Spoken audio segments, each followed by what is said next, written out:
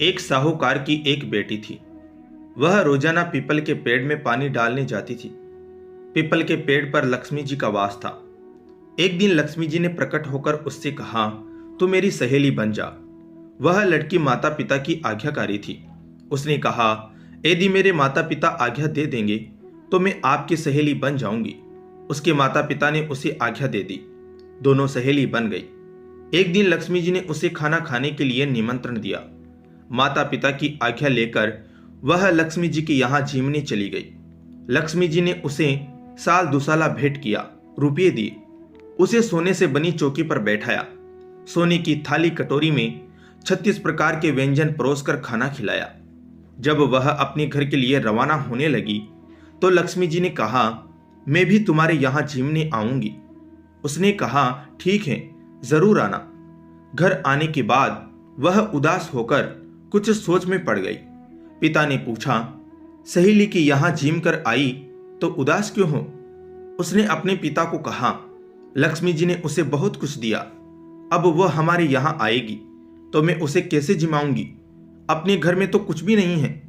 पिता ने कहा, तू चिंता मत कर, बस तुम घर की साफ सफाई अच्छे से करके लक्ष्मी जी के सामने एक चौमुखा दिया जलाकर रख देना, सब ठीक होगा। वह दिया लेकर बैठी थी। एक चील रानी का 9 लक्का हार पंजे में दबाकर उड़ती हुई जा रही थी। उसके पंजे से वह हार छूटकर लड़की के पास आकर गिरा। लड़की हार को देखने लगी। उसने अपने पिता को वह हार दिखाया। बाहर शोर हो रहा था कि एक चील रानी का 9 लक्का हार उड़ा ले गई है, किसी को मिले तो लौटा दे। एक बार तो दोनों के मन में विचार आया कि इसे बेचकर लक्ष्मी जी के स्वागत का प्रबंध हो सकता है, लेकिन अच्छे संस्कारों की वजह से पिता ने लड़की को कहा, यह हार हम रानी को लौटा देंगे। लक्ष्मी जी के स्वागत के लिए धन तो नहीं, पर हम पूरा मान सम्मान देंगे। उन्होंने हार राजा को दिया तो राजा ने खुश होकर कहा, जो चाहो मांग लो। साहूकार ने राजा से कहा कि बेटी की सहेली के स्वागत के लिए साल दुसाला, सोने की चौकी, सोने की थाली कटोरी और 36 प्रकार के व्यंजन की व्यवस्था करवा दीजिए। राजा ने तुरंत ऐसी व्यवस्था करवा दी। लड़की ने गणेश जी और लक्ष्मी जी दोनों को बुलाया।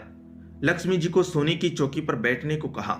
लक्ष्मी जी ने कहा कि मैं तो किसी राजा महाराजा की चौकी पर भी नहीं बैठती।